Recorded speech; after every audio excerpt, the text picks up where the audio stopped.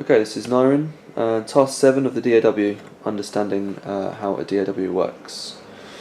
Okay, Neirin, let's start with the first point. So, could you tell me a little bit about the main file types in this project? Okay, well, you have audio and you have MIDI. You can tell this is audio, lead vocals, because you can see the waveform.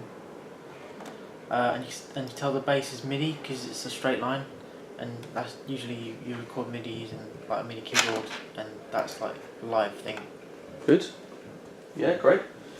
Okay. And what kind of style of music is this? Is this a vocal track? So why have they got just vocals as their main audio? Does it reflect on the style of the song it is? Yeah, I think so. Yeah. Okay, good. Okay, how about the use of sound sources within the track? Well, somebody's recorded a sample, and instead of having to like play the song, like having to play it throughout the whole track, they've kind of like copy and pasted it, Mm-hmm. and arranged it within the project. Yeah, good. How about, is there any other examples? What other sound sources are in the... Well, there's this loop sample here, which has been added in. Yeah, okay. Great. And how about, is there anything else in particular? Maybe the use of effect, how have they used some sound sources as an effect rather than an instrument?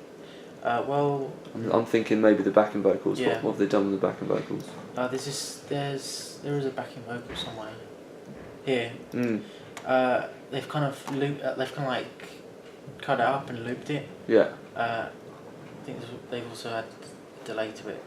So it's created like more of an effect than a vocal. Yeah, sounds good. Okay, how about the software instruments and effects? How are they used in this track? Well, So maybe let's have a concentrate on maybe one channel. okay. The bass, for example. Okay. So what we. So pick a channel. Talk me a little bit about some of the effects that they used maybe on the track. Okay. Well, okay. The intro vocals then. Yeah. We've got a limiter on this. Mhm. So yeah. So. Hang on.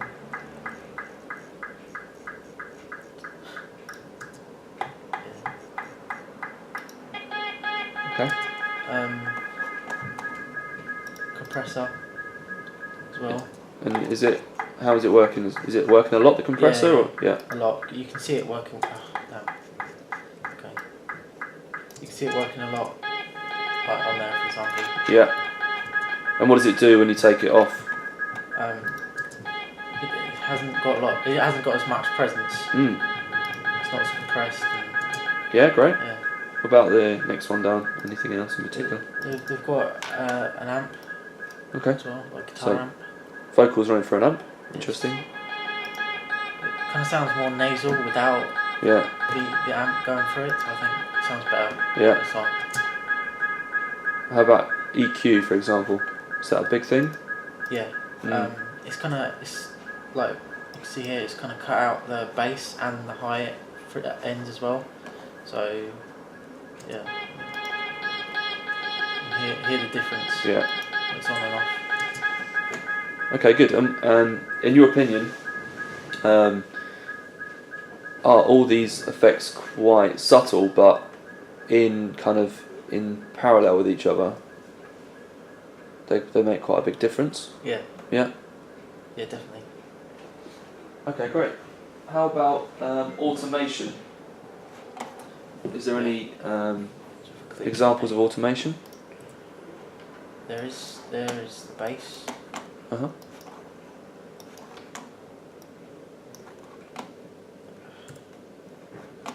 Yeah. So you can see by the bass. Get to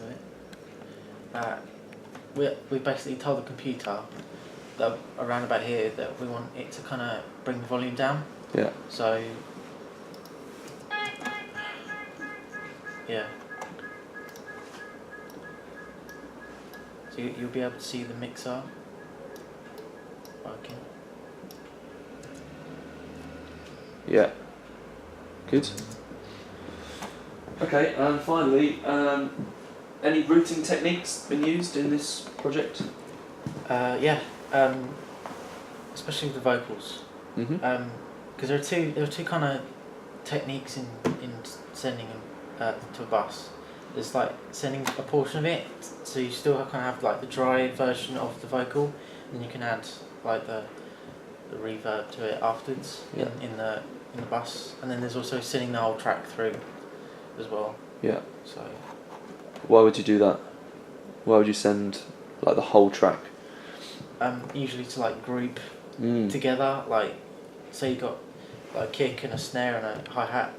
You can group them three together and then put them in the bus, and then then you can just control the whole set of drums Great. in that bus. All right, excellent. Thanks, Neirin.